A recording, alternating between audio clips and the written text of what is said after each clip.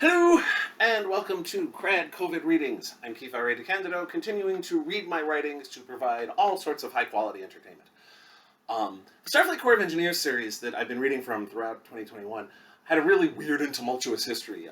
They were created as an ebook original series at a time when ebooks were not what they are now. Initially we did 3 in 2000, and then in 2001 we went to a monthly schedule, which lasted until 2007, and then later they were collected into books like this.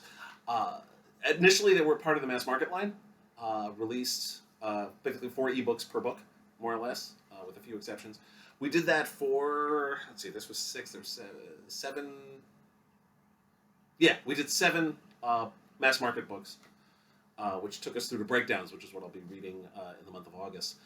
And then they switched because at that point they were cutting back the schedule of mass market Star Trek books from 2 books a month to 1 book a month. This happened in 2005 due to that was the same year that Star Trek Enterprise was canceled, and sales were not as strong as they had been.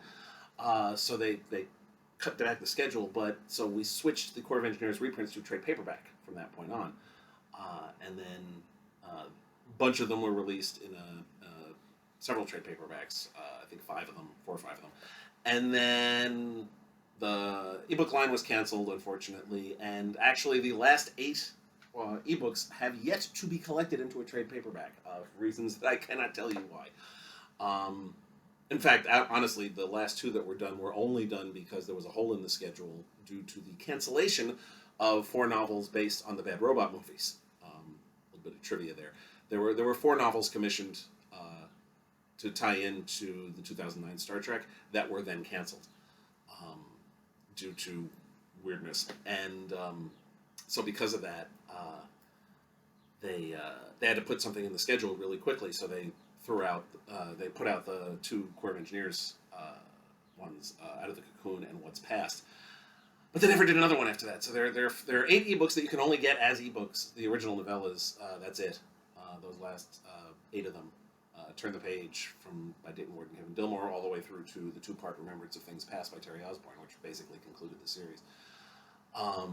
But the books are at least available. Ironically, in the collections of the ebooks are available in ebook form as well as possibly in physical form if you want to track them down. But you can definitely get the ebooks of them still. Anyway, let us continue with War Stories, Book 2. This is Part 2, picking up with the Da Vinci, trying to repair a relay station and also figure out what this weird thing is they found on a Jem'Hadar ship. 12 hours later, Fabian wasn't liking it here so much. The Binar pair had attempted to interface with the golf ball, but had found no way to access the system.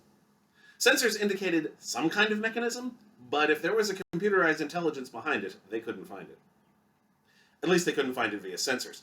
Ideally, they would just open it up and take a peek, but they found no access ports either. Geez, even a real golf ball has seams, Fabian finally said in frustration as his latest attempt to gain ingress met with failure.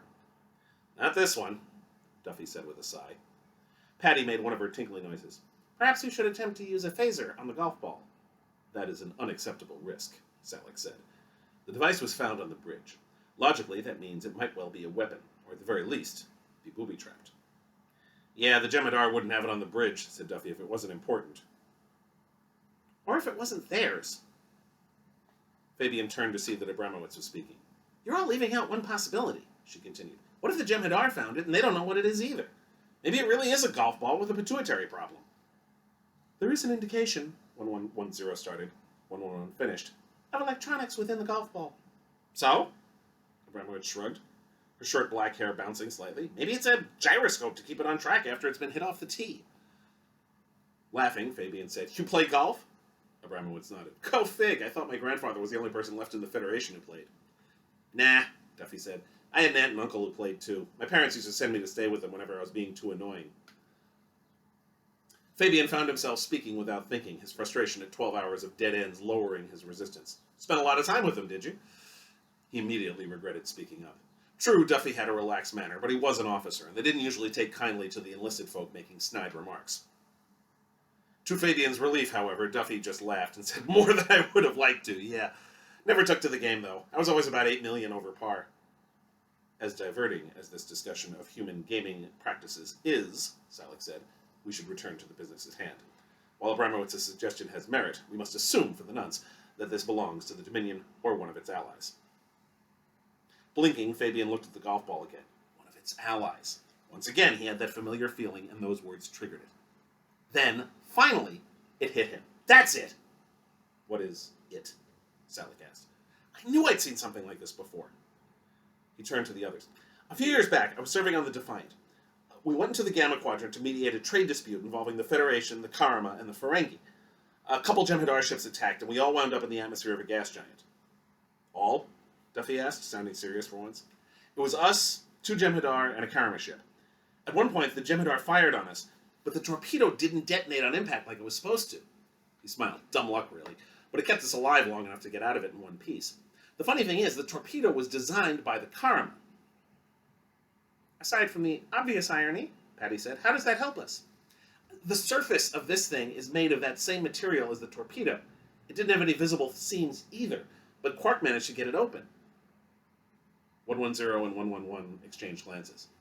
You got it open with a subatomic particle?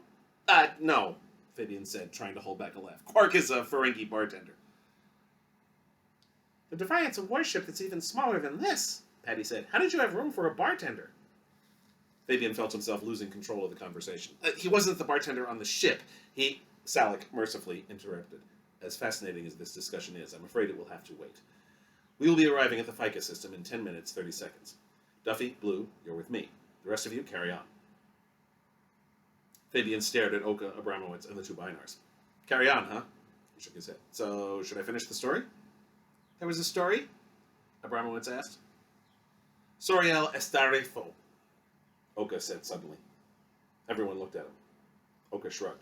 That's the closest I can come to Sisboom-Ba in old High Andorian. The Binars stared at the linguist for a moment, then turned as one toward Fabian. How is this bartender able to get at the mechanism of the torpedo? Fabian sighed. He wouldn't tell us. He said he used a regular toolkit and made a comment about never revealing a trade secret. He looked up. Computer, compare sensor readings of the device to that of the Jem'Hadar torpedo confiscated aboard the U.S.S. Defiant on stardate 49265. Is there a design correlation? Material used to house specified Jem'Hadar torpedo is a 99% correlation to the material used for the surface of the device. Okay, so it's almost definitely Karma. Do they play golf? Abramowitz nodded. Not to my knowledge. Fabian said, finding himself unclear as to whether or not the cultural specialist was serious. What I need is a standard emergency toolkit. Oka snorted. Good luck. At Fabian's questioning look, the linguist continued. This is an S.C.E. ship. There's nothing standard on here. Everything is top of the line and refurbished and toyed with and tinkered with. Fabian sighed and started putting together a mental list. Quark managed to get the torpedo open with nothing but the equipment found in a standard emergency toolkit. Fabian was damned if he was going to let that Ferengi troll outdo him. Salek fit the ODN conduit into the communications relay with a gloved hand. That meant he was now done with 76% of the work he had assigned himself to do, and he should have his tasks completed within the hour. He reached into the supply case that he had magnetically attached to the side of the relay in order to retrieve another new ODN conduit. Several dozen of them had been vaporized by the Cardassian attack, and several more damaged, as were many isolinear optical chips. Salek had appointed himself the task of replacing them. Even as he did so to one of the outer sections of the relay, remaining tethered to it via his magnetic boots, Duffy was reattaching the relay's hull plating in another section. Both of them wore EVA suits. Blue, meanwhile, had gone to work on the transmitter array. As he pulled out the latest conduit, he activated the communicator in his EVA suit. OA team, report. Aft hull plating's almost welded on, Duffy reported. Then I can get to the fore. Pity I don't have the golf ball, then I could play through.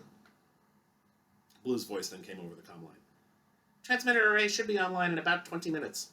Excellent. I have replaced half the ODN conduits and all of the isolinear chips. Carry on.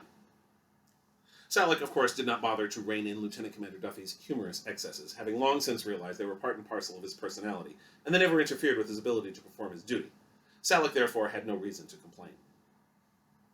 His sister had cautioned him against signing on with the S.C.E. She had encouraged him to take on a post on the Tacumba with its all-Vulcan crew, but Salek did not see the logic in that. Besides, there was no position available for a lieutenant commander on that vessel, and he saw even less logic in taking an inferior position. The humans are so emotional, his sister had said, as if this were some great revelation. Of course they are, he had told her. And Betazoids are telepathic, Tellarites are aggressive, and Andorians are blue. These are well-documented facts. I see no reason for any of them to interfere with my choice of position or posting, unless you think so little of me that you expect me to succumb to emotionalism simply by being around them. No, his sister had replied. I simply do not wish you to suffer needlessly. I fail to see how I will suffer. His sister had dropped the subject after that, for which Salek was grateful. He had found his assignment as first officer of the Da Vinci to be most satisfactory. They performed an important service for the Federation, and the crew under him was exemplary. Salek was especially pleased with the arrival of the NASA engineer. P-8 Blue could survive without an EVA suit in a vacuum for as long as she could hold her breath, a figure measured in hours, and that, combined with her multiple, more flexible limbs, allowed her access to places a suited humanoid couldn't get at. Her presence cut their repair time by a factor of 10, a not inconsiderable amount, especially given the precariousness of this system. Lieutenant Commander Corsi's fears regarding the Cardassians were well-founded. Looking out into space, Salek saw the hulls of the Sloan and the Appalachia, illuminated by running lights, in a defensive position proximate to the relay. At present, he could not see the Da Vinci, as its orbit had taken him to the other side of the relay station relative to Salek's own position. Uh-oh. Frowning, Salek activated his comlink to Duffy. Report. He commenced with replacing the next ODN conduit. I just found something that I think is... crap. Duffy to Da Vinci. Go ahead, said Gold's voice. There's a beacon of some kind in the comm relay. It looks like Cardassian tech. As far as I can tell, it's relaying sensor data via a subspace comlink. Deactivate it immediately, Salek said. I'm not sure I can yet, but even if I do, I don't think it'll make a difference. I'm picking up a Cardassian transporter trace on the thing. Salek's eyebrow raised.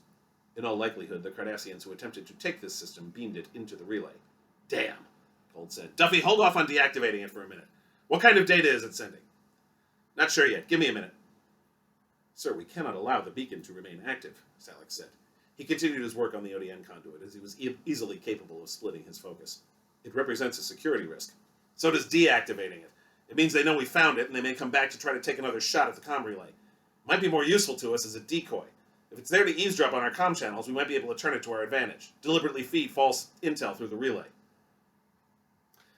Not for the first time, Salek was reminded as to why Starfleet did not assign engineers to captain the S.C.E. vessels. Sometimes a more galactic perspective was needed on their missions. It was a most logical setup, as Salek had not thought of the possible tactical uses of the beacon. It's a nice idea, sir, Duffy said, but I don't think it's going to work. I just tapped into what exactly this thing is sending.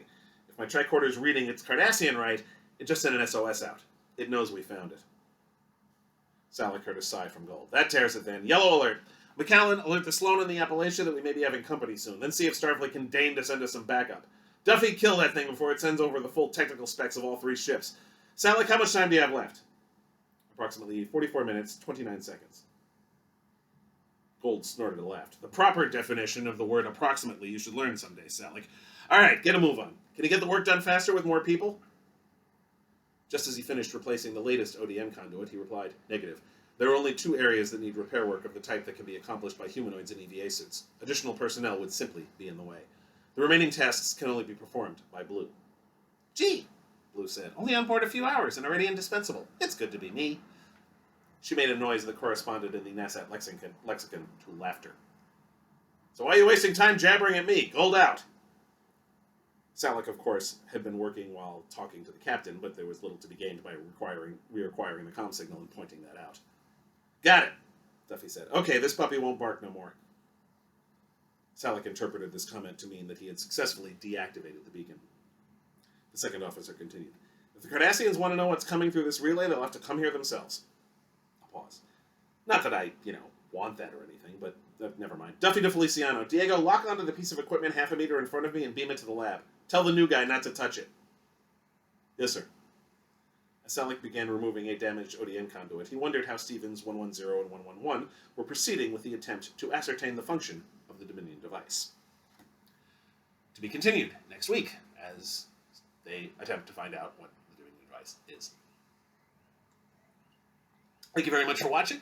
You can find me online at DeCandido.net, read my blog at DeCandido.wordpress.com, subscribe to this channel and see me read all my short fiction, pretty much. And please, check out my Patreon, patreon.com/KRAD. Dirt cheap at half the price. Which means I guess it's twice dirt cheap at the price. Anyway, there's all sorts of cool stuff on there. There's all sorts of cool stuff on my blog. If you go to my website, there's links to all my social media, so all the different methods of cyber stalking me are available there. Tune in next week, and please stay safe. Thanks.